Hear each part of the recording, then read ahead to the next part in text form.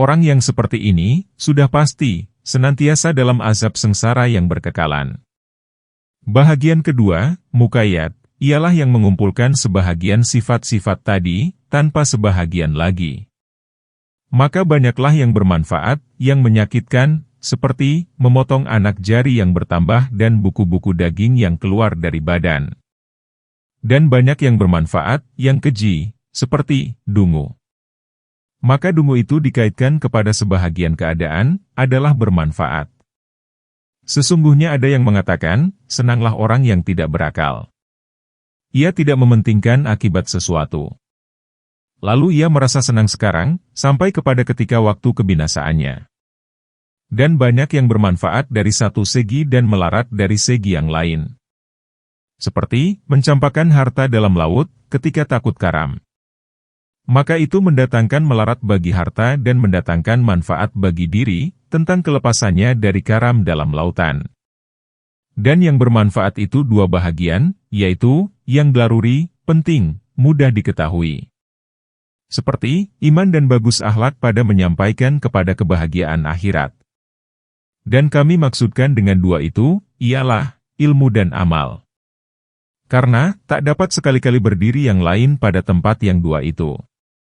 Dan, kedua, kepada, yang tidak penting, seperti, bahan sakanjabin umpamanya, pada menetapkan penyakit kuning. Sesungguhnya kadang-kadang mungkin juga menetapkan penyakit kuning itu dengan sesuatu yang dapat menggantikan kedudukan bahan sakanjabin.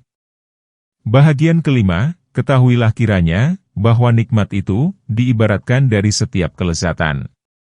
Dan kelezatan itu dengan dikaitkan kepada manusia, dari segi kehususan manusia, dengan kelezatan tadi atau bersekutunya manusia dengan yang lain itu ada tiga macam, akliyah, badaniyah yang bersekutu dengan sebahagian hewan dan badaniyah yang bersekutu serta semua hewan.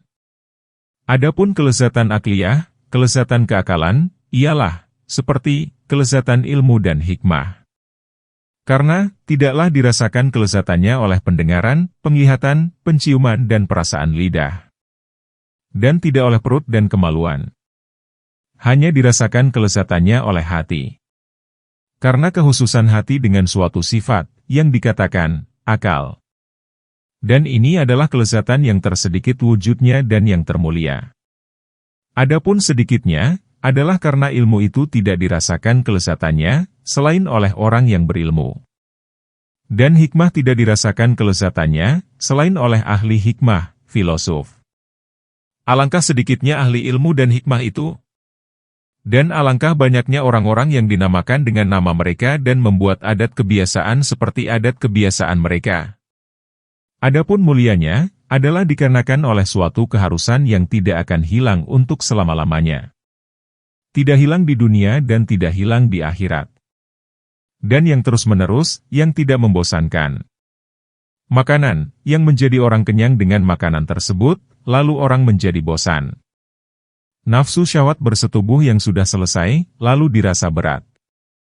Ilmu dan hikmah saja, tiada tergambar orang akan bosan dan merasa berat.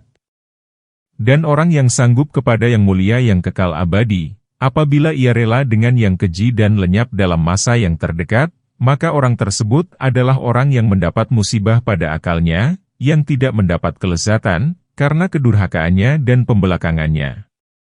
Urusan yang tersedikit pada keadaan yang tersebut itu, ialah bahwa ilmu dan akal tidak memerlukan kepada penolong-penolong dan pemelihara-pemelihara. Lain halnya dengan harta. Karena ilmu itu menjaga Anda dan Anda menjaga harta. Dan ilmu itu bertambah dengan dibelanjakan dan harta itu berkurang dengan dibelanjakan. Harta itu dapat dicuri orang dan kekuasaan itu dapat disingkirkan.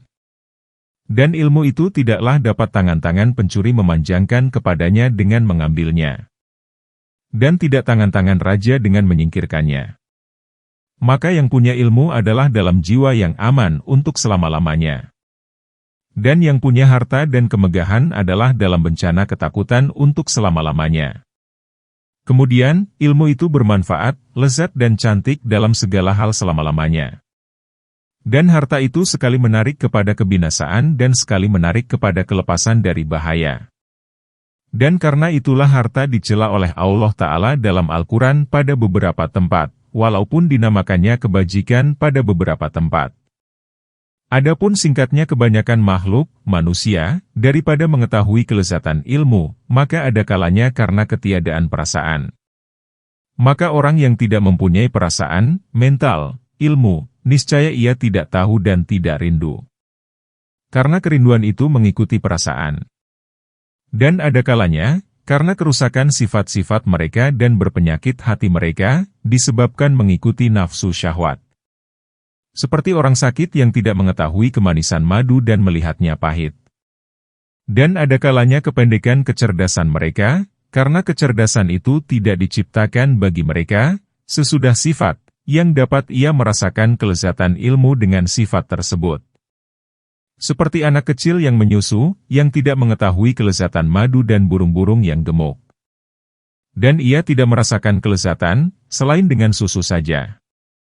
Dan yang demikian itu tidak menunjukkan bahwa yang tersebut itu tidak lezat. Dan tidak pula lantaran anak kecil tadi memandang baiknya susu, lalu menunjukkan bahwa susu itu adalah yang terlezat dari segala sesuatu. Orang-orang yang pendek akal pikirannya daripada mengetahui kelezatan ilmu dan hikmah itu, tiga macam. Ada kalanya orang yang tidak hidup batinnya, seperti anak kecil. Ada kalanya orang yang telah mati sesudah hidup, dengan mengikuti nafsu syahwat. Dan ada kalanya orang yang sakit dengan sebab mengikuti nafsu syahwat. Allah Ta'ala berfirman, dalam hati mereka ada penyakit. Surat 2 Al-Baqarah ayat 10. Itu adalah isyarat kepada sakit akal pikiran. Dan firman Allah, Azza wa Jalla, supaya dia memberi peringatan kepada orang yang hidup. Surat 36 Yasin ayat 70. Itu adalah isyarat kepada orang yang tidak hidup batiniahnya. Dan setiap orang yang hidup badaniahnya dan mati hatinya, maka dia di sisi Allah termasuk orang yang mati. Walaupun dia pada orang-orang bodoh, termasuk orang yang hidup. Dan karena itulah, orang-orang syahid itu adalah orang-orang yang hidup pada sisi Tuhannya, yang dianugerahkan rezeki dalam keadaan gembira. Walaupun mereka adalah orang-orang yang sudah mati badaniahnya. Kedua kelezatan, di mana manusia bersekutu padanya dengan sebahagian hewan. Seperti, kelezatan menjadi kepala, menang dan penguasaan. Yang demikian itu terdapat pada singa, harimau dan sebahagian hewan lainnya. Ketiga, apa yang manusia bersekutu padanya dengan hewan-hewan yang lain. Seperti, kelezatan perut dan kemaluan. Dan ini yang paling banyak adanya dan yang terkeji. Dan karena itulah, bersekutu padanya semua yang merangkak dan berjalan, sehingga ulat-ulat dan binatang-binatang kecil. Dan orang yang melewati tingkat ini, niscaya tersangkutlah padanya kelezatan menang. Yaitu yang paling sangat melekat dengan orang-orang lalai. Kalau orang itu melewati yang demikian, niscaya ia mendaki kepada tingkat ketiga. Maka kelezatan yang paling mengerasi padanya, ialah kelezatan ilmu dan hikmah. Lebih-lebih lagi kelezatan mengenal Allah Ta'ala, mengenal sifat-sifatnya dan perbuatan-perbuatannya. Dan inilah tingkat orang-orang asyidikin. Dan tiada akan dicapai kesempurnaannya, selain dengan keluarnya penguasaan suka menjadi kepala, dari hati. Dan yang penghabisan keluar dari kepala orang-orang asyidikin, ialah kesukaan menjadi kepala. Adapun kerakusan perut dan kemaluan, maka dihancurkan oleh orang-orang syalih akan apa yang kuat padanya. Dan nafsu keinginan menjadi kepala, tidak kuat menghancurkannya, selain oleh orang-orang asyidikin. Adapun mencegahnya secara keseluruhan, sehingga tidak dirasakan akan terjadi lagi terus-menerus dan dalam keadaan manapun, maka yang demikian itu menyerupai adanya di luar kemampuan manusia. Benar, bertambah kuatlah kelezatan ilmu mengenal Allah Ta'ala kepada Allah Ta'ala dalam hal-hal yang tidak ada padanya, perasaan dengan kelezatan suka menjadi kepala dan memperoleh kemenangan. Akan tetapi, yang demikian itu tidak kekal sepanjang umur. Bahkan ditanggalkan oleh selingan-selingan waktu. Maka kembali kepadanya sifat-sifat kemanusiaan biasa. Lalu sifat-sifat kemanusiaan itu terwujud. Akan tetapi, adalah dia itu dipaksakan, yang tidak sanggup membawa diri kepada keadilan. Ketika ini, maka hati itu terbagi kepada 4 bahagian. 1. Hati, yang tidak dicintainya, selain Allah Ta'ala. Dan tidak merasa senang, selain dengan bertambah ilmu mengenal Allah Ta'ala dan zikir kepadanya. 2. Hati yang tidak mengetahui, apa kelezatan ilmu mengenal Allah Ta'ala itu dan apa arti kejinakan jiwa dengan Allah. Kelezatan hati tersebut hanyalah dengan kemegahan, ingin jadi kepala, harta dan nafsu syahwat badaniyah lainnya. 3. Hati, yang kebanyakan keadaannya jinak dengan Allah dan bernak-enakan dengan ilmu mengenal Allah Ta'ala dan zikir kepadanya. Akan tetapi, dalam sebahagian hal keadaan, kadang-kadang ditanggalkan oleh kembalinya kepada sifat-sifat kemanusiaan biasa. 4. Hati, yang kebanyakan keadaannya berenak-enakan dengan sifat-sifat kemanusiaan biasa.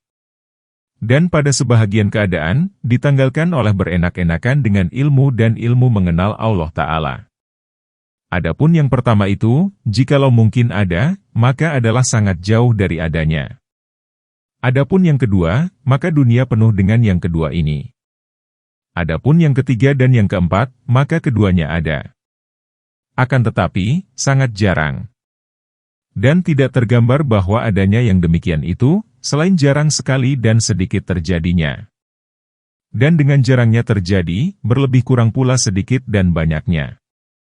Yang banyak terjadi sesungguhnya adalah pada masa-masa yang dekat, dengan masa nabi-nabi.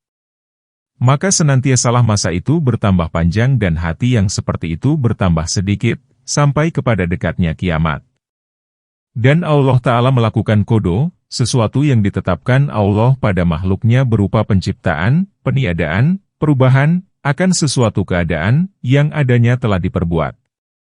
Sesungguhnya haruslah yang tersebut itu jarang terjadi. Karena itu adalah dasar-dasar kerajaan akhirat. Dan kerajaan itu hal yang agung. Dan raja-raja itu tidak banyak jumlahnya. Maka sebagaimana tidak ada yang mengatasi dalam kerajaan dan kecantikan, kecuali jarang dan kebanyakan manusia adalah kurang dari mereka, lalu demikian pula dalam kerajaan akhirat. Dunia sesungguhnya adalah cermin akhirat. Dunia itu ibarat dari alam syahadah, alam yang tampak kelihatan. Dan akhirat itu ibarat alam gaib, alam yang tidak dapat dilihat. Dan alam syahadah itu mengikuti alam gaib, sebagaimana gambar, rupa, dalam cermin mengikuti rupa orang yang melihat pada cermin itu. Dan rupa dalam cermin, walaupun dia itu yang kedua pada tingkat adanya, maka rupa itu lebih utama pada pihak penglihatan engkau. Engkau sesungguhnya tidak melihat diri engkau. Dan engkau melihat pertama-tama rupa engkau dalam cermin, lalu yang kedua, dengan demikian engkau mengenal rupa engkau yang berdiri pada engkau, atas jalan peniruan. Maka terbaliklah yang mengikuti pada adanya itu menjadi diikuti dalam hal ilmu mengenal Allah Ta'ala. Dan terbaliklah yang terkemudian menjadi terdahulu. Ini adalah semacam yang terbalik. Akan tetapi, terbalik dan tertungging ke bawah itu adalah hal darurat, hal yang harus adanya di alam ini. Maka demikian pula alamul mulki wasi syahadah, penyaksian tubuh di alam dunia, itu meniru alamul gaib wal malakut. Alam malaikat YG tidak dapat dipersaksikan dengan mata. Setengah manusia ada yang senang baginya melihat sesuatu ibarat pelajaran. Lalu ia tidak melihat pada sesuatu dari alamul mulki, alam YG terlihat, melainkan ia mengambil ibarat daripadanya kepada alamul malakut, alam YG tidak dapat dilihat. Lalu dinamakan ibaratnya itu suatu ibarat. Dan Allah yang Maha Benar menyuruh dengan demikian. Ia berfirman, maka ambillah ibarat, menjadi pelajaran, hai orang-orang yang mempunyai pemandangan yang tajam. Surat Al-Hasyr ayat 2. Di antara manusia, ada orang yang buta mata hatinya, lalu tidak dapat mengambil ibarat, pelajaran, daripadanya. Maka ia terkurung dalam penyaksian tubuh di alam dunia. Dan akan terbuka kepada tempat penahanannya itu pintu-pintu neraka jahanam. Tahanan tersebut penuh dengan api neraka, yang dari keadaannya itu akan menonjol atas jantung-jantung.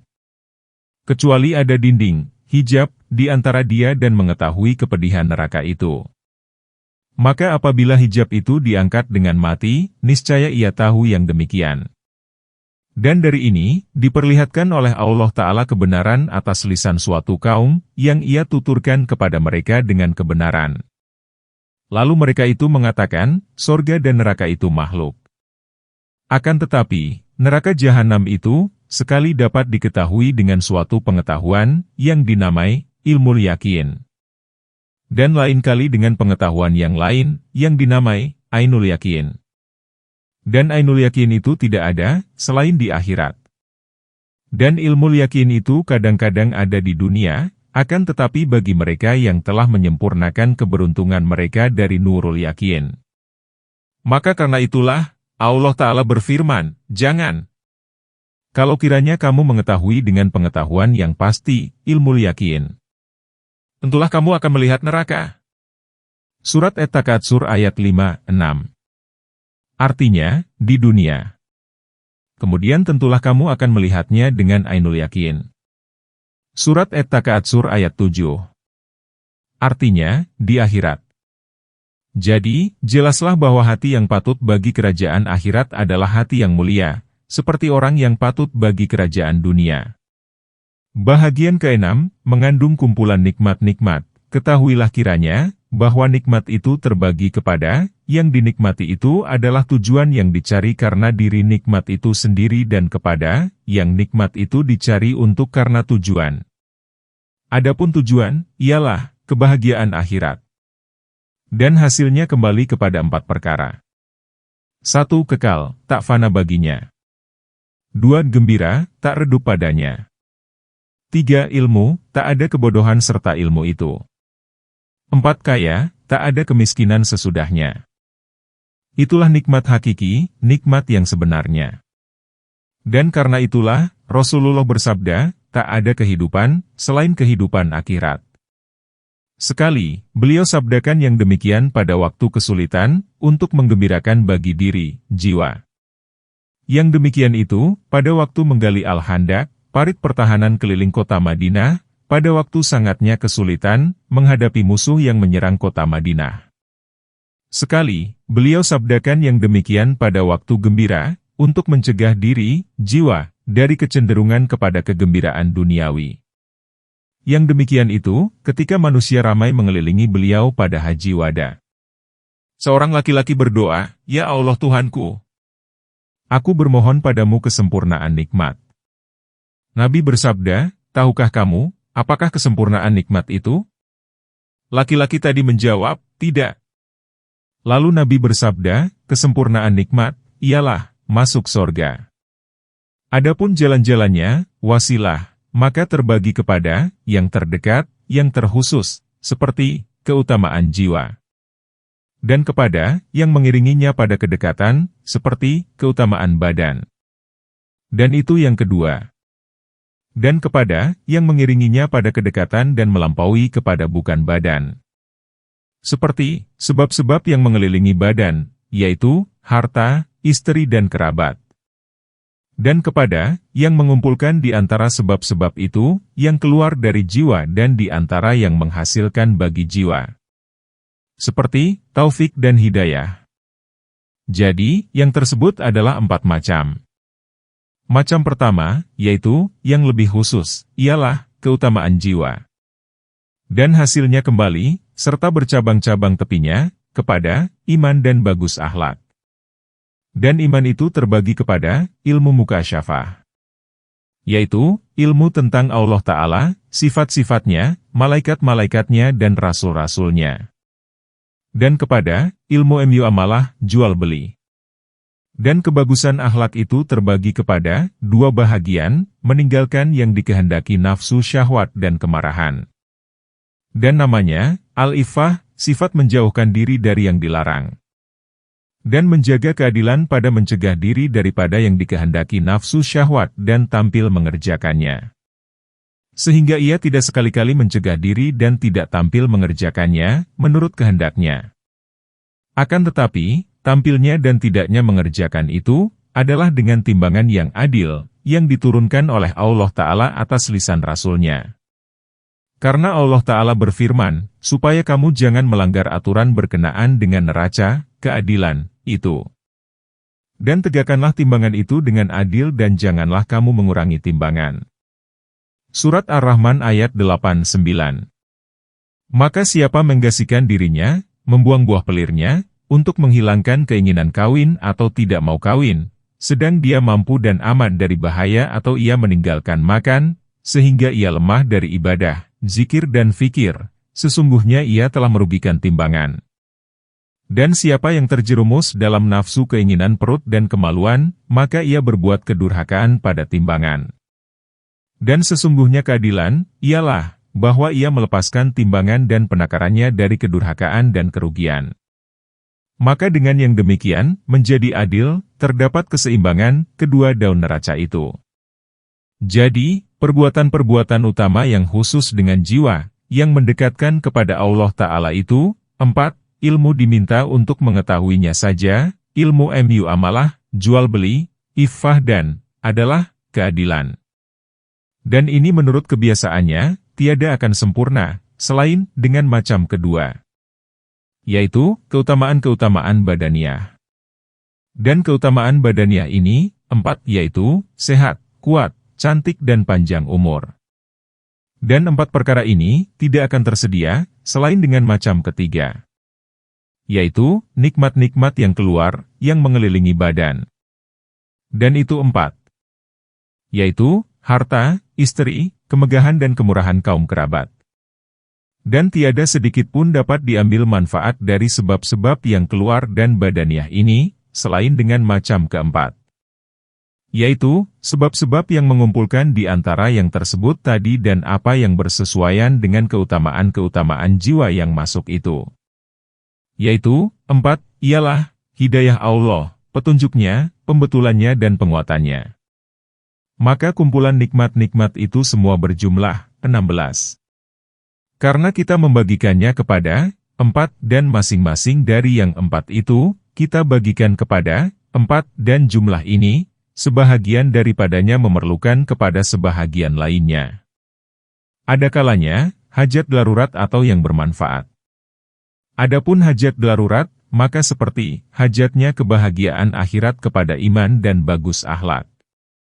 Karena, tiada jalan sekali-kali untuk sampai ke kebahagiaan akhirat, selain dengan iman dan kebagusan akhlak. Maka tidaklah bagi insan itu, selain apa yang diusahakannya. Dan tiada bagi seseorang di akhirat itu, selain apa yang disediakannya menjadi perbekalan di dunia. Begitu pula hajat keutamaan jiwa mengusahakan ilmu-ilmu itu. Dan pembagusan akhlak kepada kesehatan badan itu perlu. Adapun hajat keperluan yang bermanfaat pada umumnya, adalah seperti hajat keperluan nikmat-nikmat kejiwaan dan badaniah ini, kepada nikmat-nikmat yang di luar. Seperti, harta, kemuliaan dan istri. Karena yang demikian itu, jikalau tidak ada, kadang-kadang terjadilah kecederaan kepada sebahagian nikmat-nikmat yang di dalam. Jikalau Anda menanyakan, maka apakah caranya memerlukan bagi jalan akhirat, kepada nikmat-nikmat yang di luar, dari harta, istri, kemegahan dan kaum keluarga. Ketahuilah kiranya, bahwa sebab-sebab ini berlaku, sebagai berlakunya sayap yang menyampaikan dan alat yang memudahkan bagi maksud. Adapun harta, maka orang miskin pada mencari ilmu dan kesempurnaan dan ia tidak mempunyai kecukupan, adalah seperti orang pergi ke medan perang, tanpa senjata. Dan seperti pemburu yang bermaksud berburu, tanpa tangan. Karena itulah, Nabi bersabda, amat nikmatlah harta yang baik bagi orang yang baik. Nabi bersabda, pertolongan yang baik kepada bertakwa kepada Allah, ialah harta. Betapa tidak? Siapa yang tiada mempunyai harta, niscaya ia menghabiskan waktunya mencari apa yang dimakan, pada menyediakan pakaian, tempat tinggal dan keperluan-keperluan hidup yang lain. Kemudian, ia menghadapi berbagai macam kesakitan, yang menyibukkannya, tidak berzikir dan berfikir, bertafakur. Dan semua itu tidak dapat menolaknya, selain dengan senjata harta. Kemudian, di samping itu, ia tidak memperoleh keutamaan haji, zakat, sedekah dan kelimpahan amal kebajikan lainnya. Dan sebahagian hukama berkata dan telah ditanyakan kepadanya, siapakah yang memperoleh nikmat? Maka beliau menjawab, orang kaya. Sesungguhnya aku melihat orang miskin itu tiada mempunyai kehidupan. Yang bertanya tadi, menjawab, tambahkanlah lagi kepada kami. Hukama itu menjawab, aman. Sesungguhnya aku melihat, bahwa orang takut itu tiada berkehidupan. Orang yang bertanya itu, meminta lagi, tambahkanlah kepada kami. Ahli hikmah itu menjawab, sehat walafiat. Sesungguhnya aku melihat orang sakit itu tiada berkehidupan. Orang yang bertanya itu, meminta lagi, tambahkan kepada kami. Ahli hikmah itu menjawab, muda. Sesungguhnya aku melihat, bahwa orang tua itu tiada berkehidupan. Seakan-akan apa yang disebutkan itu, sebagai isyarat kepada kenikmatan dunia. Akan tetapi, dari segi, bahwa yang demikian itu dapat menolong kepada akhirat, maka itu nikmat. Karena itulah, Nabi bersabda, barang siapa memperoleh kesehatan pada tubuhnya, aman pada dirinya, padanya ada makanan harinya, maka seolah-olah telah dikumpulkan baginya dunia dengan isinya. Adapun istri dan anak yang syalih, maka tidaklah tersembunyi akan perlunya yang dua ini.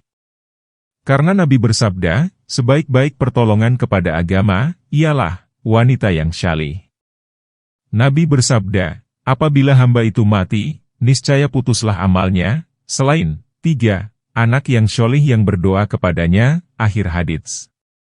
Dan kami telah menyebutkan dahulu tentang faedah istri dan anak pada kitab nikah. Adapun mengenai kaum kerabat, maka walaupun seorang laki-laki mempunyai banyak anak dan kaum keluarganya, niscaya adalah mereka itu baginya seperti mata dan tangan. Maka mudahlah baginya dengan sebab mereka, urusan keduniaan yang penting mengenai agamanya. Dan kalau ia sendirian, niscaya lamalah urusannya. Dan setiap apa, yang kosong hati engkau dari kepentingan duniawi, maka itu menolong bagi engkau kepada agama. Jadi, itu adalah nikmat.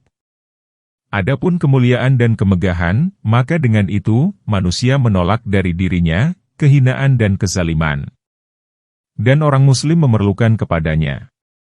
Maka sesungguhnya ia tidak terlepas dari musuh yang menyakitinya dan orang zalim yang mengacaukan ilmunya, amalnya dan waktu kosongnya dari pekerjaan. Dan menyibukkan hatinya. Dan hatinya itu adalah modalnya. Sesungguhnya, gangguan-gangguan itu dapat tertolak dengan kemuliaan dan kemegahan. Dan karena itulah, dikatakan, agama dan sultan, penguasa, itu dua anak kembar. Allah Ta'ala berfirman, dan kalau tidak ada pembelaan Allah terhadap serangan manusia satu sama lain, niscaya binasalah bumi ini. Surat 2 Al-Baqarah ayat 251. Tidak ada arti kemegahan, selain dengan memiliki hati orang banyak, sebagaimana tidak ada arti kekayaan, selain dengan memiliki dirham, uang. Dan siapa yang memiliki banyak dirham, niscaya mudahlah baginya orang-orang yang mempunyai hati, untuk menolak kesakitan daripadanya.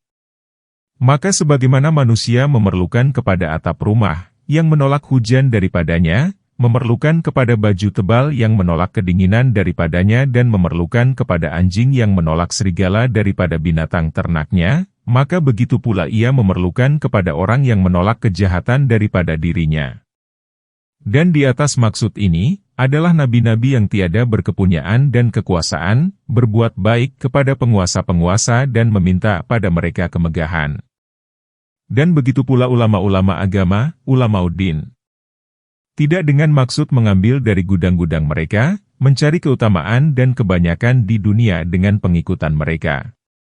Dan Anda jangan menyangka, bahwa nikmat Allah Ta'ala kepada Rasul-Nya di mana ia menolongnya, menyempurnakan agamanya, memenangkannya atas semua musuhnya dan menetapkan dalam hati manusia akan kecintaan kepadanya, sehingga meluas kemuliaannya dan kemegahannya, adalah itu yang paling sedikit dari nikmatnya kepada Rasul-Nya, di mana beliau disakiti dan dipukul.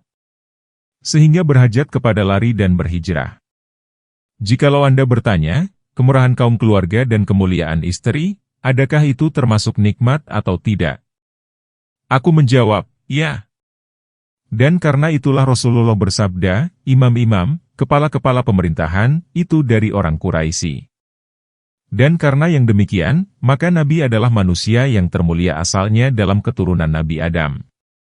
Nabi bersabda, pilihlah untuk tempat nutfahmu, istrimu, wanita yang sepadan, sekufu. Nabi bersabda, awaslah dari wanita yang hadra diman. Lalu ditanyakan, apakah hadra diman itu? Rasulullah menjawab, perempuan cantik pada tempat tumbuhnya yang jahat. Maka ini juga termasuk nikmat. Dan bukanlah maksudku dengan yang demikian itu berketurunan dari orang-orang zalim dan orang-orang dunia. Akan tetapi, berketurunan dari pohon, tali keturunan, Rasulullah, dari ulama-ulama terkemuka, orang-orang syalih dan orang-orang baik, yang berbekas pada mereka ilmu dan amal. Jikalau Anda bertanya, apakah keutamaan badan? Maka aku akan menjawab, bahwa tiada tersembunyi tentang sangat perlunya kesehatan dan kekuatan dan kepada panjang umur. Karena ilmu dan amal itu tiada akan sempurna, selain dengan yang dua tadi. Dan karena itulah Nabi bersabda, kebahagiaan yang paling utama, ialah panjang umur pada taat kepada Allah Ta'ala. Sesungguhnya, secara keseluruhan, urusan kecantikan itu dipandang hina. Maka dikatakan, bahwa memadailah ada badan itu selamat sejahtera dari penyakit-penyakit yang mengganggu, daripada menuju kepada amal kebajikan. Demi umurku, bahwa kecantikan itu sedikit manfaatnya. Akan tetapi, termasuk kebajikan juga. Adapun di dunia, maka tidaklah tersembunyi manfaatnya kecantikan itu.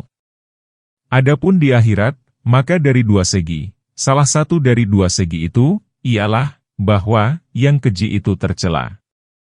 Dan tabiat, sifat, manusia itu tidak senang kepada yang keji, jelek. Dan hajat keperluan orang yang cantik itu lebih dekat untuk diperkenankan. Dan kemegahannya dalam dada orang banyak itu lebih luas. Maka dari segi ini, kecantikan itu sayap yang menyampaikan kepada maksud, seperti harta dan kemegahan. Karena kecantikan itu semacam kudrat, kuasa. Karena orang yang bermuka cantik sanggup memenuhi hajat-hajatnya, yang tidak disanggupi oleh orang yang bermuka jelek. Dan setiap apa yang menolong kepada penunaian hajat keperluan duniawi, maka itu dapat menolong kepada akhirat dengan perantaraannya. Yang kedua, bahwa kecantikan itu pada kebanyakannya menunjukkan atas keutamaan jiwa. Karena cahaya jiwa itu, apabila sempurna kecemerlangannya, niscaya membawa kepada badan. Maka pemandangan, dari pihak tubuhnya, dan yang menerangkan, dari pihak jiwanya, itu, kebanyakannya harus mengharuskan. Dan karena itulah, orang-orang ahli firasat, berpegang pada mengetahui kemuliaan jiwa, kepada keadaan bentuk tubuh seseorang. Maka mengatakan, muka dan mata itu cermin dari batin. Dan karena itulah, lahir padanya bekas marah, gembira dan duka cita. Dan karena itulah dikatakan, kejernihan muka itu alamat, tanda, apa yang di dalam jiwa.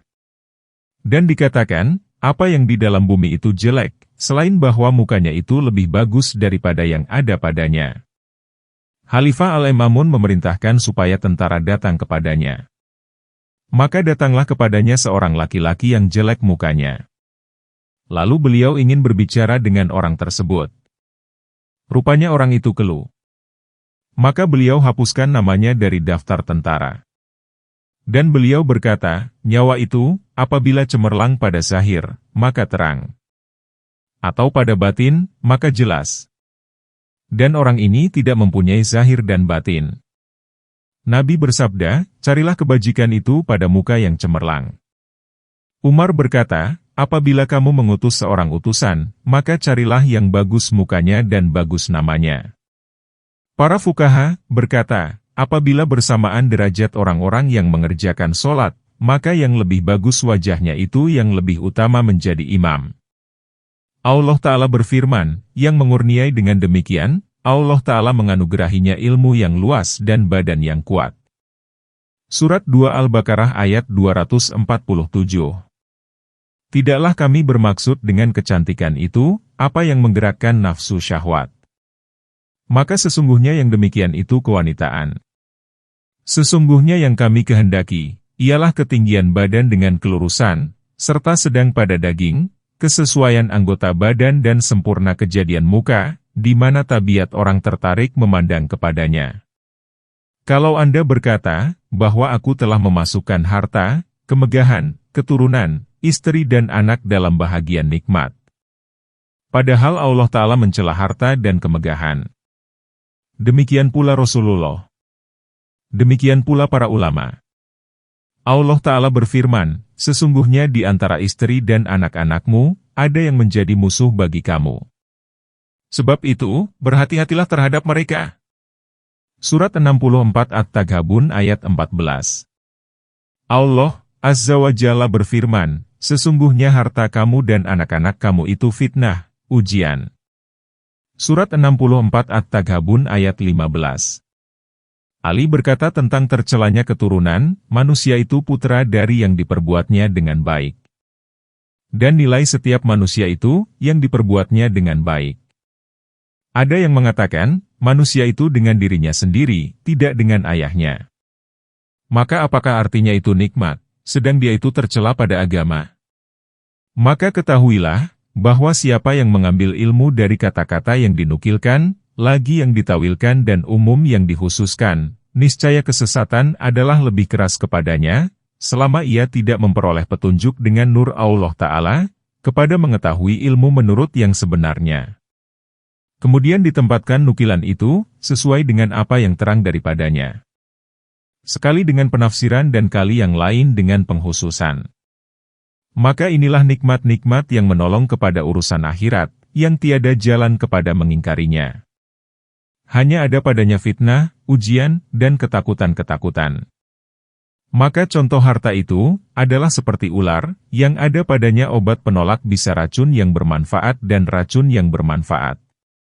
Maka jikalau ular itu didapati oleh orang yang mempunyai azimat, yang mengetahui cara menjaga dari racun ular dan jalan mengeluarkan obat racunnya yang bermanfaat, niscaya adalah itu nikmat. Dan jikalau didapati ular itu oleh orang bodoh yang terperdaya, maka ular itu bencana dan kebinasaan atas dirinya. Dan itu adalah seperti laut, yang di bawahnya bermacam-macam mutiara dan intan permata. Maka siapa yang mendapati laut itu, jikalau ia tahu berenang dan jalan menyelam dan jalan menjaga diri dari hal-hal yang membinasakan di laut, maka ia telah memperoleh dengan kenikmatannya. Dan jikalau ia menyelam, sedang ia tidak mengetahui yang demikian, maka sesungguhnya ia binasa. Maka karena itulah, Allah Ta'ala memuji harta dan menamakannya, kebajikan. Dan Rasulullah memuji yang demikian. Dan bersabda, sebaik-baik pertolongan kepada bertakwa kepada Allah Ta'ala, ialah harta. Dan seperti yang demikian juga pujian kemegahan dan kemuliaan. Karena Allah Ta'ala telah menganugerahkan nikmat kepada Rasul-Nya, dengan dimenangkannya agama Islam itu di atas semua agama. Dan dicurahkannya kasih sayang kepadanya dalam hati makhluk. Dan itulah arti kemegahan. Akan tetapi, yang dinukilkan pada pemujian kemegahan dan kemuliaan itu sedikit. Dan yang dinukilkan pada mencacikan harta dan kemegahan itu banyak. Dan sekiranya dicela ria, maka itu adalah dicela kemegahan. Karena ria itu maksudnya menarik hati orang banyak. Dan arti kemegahan, ialah memiliki hati orang banyak. Dan sesungguhnya banyak ini dan sedikit itu, karena manusia, kebanyakannya bodoh akan jalan petunjuk bagi ular harta dan jalan menyelam dalam lautan kemegahan. Maka haruslah memperingatkan mereka. Maka sesungguhnya mereka akan binasa dengan racun harta, sebelum sampai obat racunnya. Dan mereka akan dibinasakan oleh buaya lautan kemegahan, sebelum memperoleh mutiara-mutiaranya. Jikalau adalah harta dan kemegahan itu pada dirinya tercela, dikaitkan kepada masing-masing orang, niscaya tidaklah tergambar bahwa disandarkan kerajaan kepada kenabian, sebagaimana ada yang demikian itu bagi Rasul kita. Dan tidak bahwa disandarkan kekayaan kepada kenabian, sebagaimana adanya yang demikian bagi Nabi Sulaiman. Manusia semuanya itu anak kecil. Harta-harta itu ular. Dan nabi-nabi dan orang-orang arifin itu mempunyai azimat. Maka kadang-kadang mendatangkan melarat kepada anak kecil, apa yang tidak mendatangkan melarat kepada orang yang mempunyai azimat. Ya, benar, bahwa orang yang mempunyai azimat, jikalau mempunyai anak, yang dikehendakinya kekal hidup dan baik, ia telah mendapati seekor ular dan ia tahu, bahwa jikalau diambilnya ular itu untuk obat racunnya, niscaya terlepaslah dengan yang demikian akan anaknya. Dan diambilnya ular itu. Apabila dilihatnya ular itu untuk bermain-main anaknya, maka binasalah anaknya. Ia mempunyai maksud pada obat racun ular itu. Dan ia mempunyai maksud pada memelihara anak. Maka haruslah ia menimbang, di antara maksudnya pada mengambil obat racun ular dan maksudnya memeliharakan anak. Maka apabila ia sanggup bersabar daripada mengambil obat racun ular dan tidak memperoleh melarat yang banyak dengan yang demikian, dan jikalau diambilnya ular itu, niscaya diambil oleh anaknya dan besarlah melaratnya, dengan kebinasaan anak itu, maka wajiblah ia lari dari ular, apabila dilihatnya. Dan diisyaratkannya kepada anaknya dengan menyuruh lari. Dan dijelekannya bentuk ular itu pada mata anaknya. Dan diberitahukannya juga, bahwa pada ular itu ada racun yang membunuh, yang tiada akan terlepas daripadanya seseorang. Dan janganlah sekali-kali diceritakannya, bahwa pada ular itu ada kemanfaatan obat racunnya. Sesungguhnya yang demikian itu, kadang-kadang memperdayakan akan anak itu. Lalu ia tampil hendak mengambil obat racun tersebut, tanpa sempurnanya pengetahuan. Dan seperti itu pula, menyelam. Apabila ia tahu, bahwa jikalau ia menyelam dalam laut dengan dilihat anaknya, niscaya anak itu akan mengikutinya. Dan anak itu binasa. Maka haruslah ia menakutkan anak kecil itu ke tepi laut dan sungai. Dan jikalau anak kecil itu tidak takut dengan semata-mata ditakutkan, manakala ia melihat ayahnya berkeliling di keliling pantai, maka haruslah ia menjauh dari pantai bersama anak kecil itu. Dan ia tidak mendekati pantai di hadapan anaknya. Maka seperti demikianlah umat dalam pangkuan nabi-nabi seperti anak-anak kecil yang bodoh. Dan karena demikianlah, maka Nabi bersabda, sesungguhnya aku bagi kamu, adalah seperti bapak bagi anaknya. Dan Nabi bersabda, sesungguhnya kamu menempuh ke atas neraka seperti terbangnya kupu-kupu dan aku memegang tali pinggangmu. Dan keuntungan mereka yang lebih sempurna ialah pada menjaga anak-anak mereka daripada kebinasaan. Maka mereka sesungguhnya tidak diutus, melainkan untuk yang demikian. Dan tiada keuntungan bagi mereka pada harta, selain sekadar untuk dimakan. Maka tidak mengapa, mereka menyingkatkan kepada sekadar yang dimakan itu. Dan apa yang lebih, maka tidak ditahan oleh mereka. Akan tetapi, dinafkahkannya, kepada jalan kebaikan. Sesungguhnya pada menafkahkan itu obat bagi racun. Dan pada menahankannya itu racun. Dan jikalau dibukakan bagi manusia, pintu mengusahakan harta dan mereka mengingini pintu itu, niscaya mereka cenderung kepada racun penahanan harta. Dan mereka tidak suka kepada obat racun penafkahan. Maka karena itulah, harta itu dipandang keji. Artinya, dikejikan penahanan, tidak dinafkahkan, harta-harta itu. Dan rakus untuk memperbanyakkannya. Dan berlapang-lapangan pada menikmatinya, dengan yang mengharuskan kecenderungan kepada dunia dan kelezatannya. Adapun mengambil harta itu sekadar mencukupi dan menyerahkan selebihnya kepada amal kebajikan, maka tidaklah tercela. Dan menjadi hak setiap orang musafir, bahwa ia tidak membawa, selain sekadar perbekalannya dalam perjalanan, apabila benar-benar ia berazam berkeinginan untuk menghususkan bagi dirinya sendiri, dengan apa yang dibawanya. Adapun apabila ia melapangkan dirinya untuk memberikan makanan dan meluaskan perbekalan kepada teman-temannya, maka tiada mengapa ia membanyakkan membawanya. Dan sabda Nabi, hendaklah sampai banyaknya perbelanjaan seseorang kamu dari dunia, seperti perbekalan seorang pengendara dalam perjalanan, maksudnya bagi dirimu sendiri khususnya. Dan jikalau tidaklah demikian, maka sesungguhnya adalah dalam golongan orang yang merawikan hadits tersebut dan mengamalkannya, orang-orang yang mengambil 100.000 dirham pada suatu tempat dan membagi-bagikannya pada tempatnya itu. Dan tidak ditahankannya sebiji pun. Dan tatkala Rasulullah menerangkan bahwa orang-orang kaya itu masuk ke sorga dengan susah, maka Abdurrahman bin Auf meminta izin pada Rasulullah untuk dikeluarkannya dari semua yang dimilikinya. Maka Rasulullah mengizinkannya. Lalu turunlah Jibril dan berkata, "Suruhlah dia memberi makanan orang miskin dan memberi pakaian yang telanjang dan memuliakan tamu dengan hartanya itu." Hadits. Jadi, nikmat-nikmat duniawi itu bercampur baur. Bercampur obatnya dengan penyakitnya, bercampur yang diharap dengan yang ditakuti dan yang bermanfaat dengan yang melarat. Maka siapa yang mempercayai dengan mata hatinya dan kesempurnaan ilmu mengenal Allah Ta'ala-nya, maka ia dapat mendekati kepada nikmat-nikmat itu, dengan menjaga dari penyakitnya dan mengeluarkan obatnya. Dan siapa yang tiada mempercayai dengan mata hati dan kesempurnaan ilmu mengenal Allah Ta'ala-nya, maka hendaklah menjauhkan diri dan lari dari tempat-tempat sangkaan bahaya. Maka tidaklah nikmat-nikmat itu seimbang dengan keselamatan sedikit pun pada mereka. Dan mereka itu makhluk semuanya, selain orang yang dipelihara oleh Allah Ta'ala dan ditunjukinya kepada jalannya.